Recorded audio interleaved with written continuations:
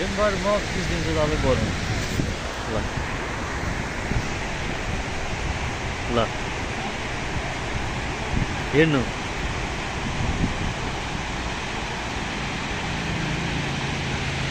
यो न्युयोर्कको twin tower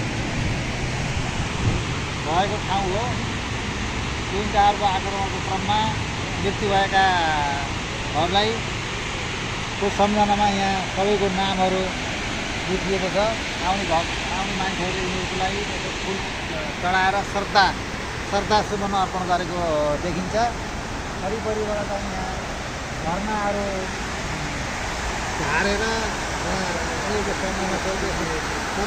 चाहिँ सम्झिरहनुलाई सजाएको छ। अहिले ट्विन टावर भएको ठाउँमा एउटा सिग्नल ठुलो टावर बनाएको छ। यो वरिपरिका टावरहरू चाहिँ केही यथावत छन् भने त्यो भग्नावशेषमा ट्विन टावर ठाउँमा एउटा टावर बनाएको छ ठुलो छ। अग्लो छ कति टाले छ अब त्यो चाहिँ मलाई जानकारी भएन।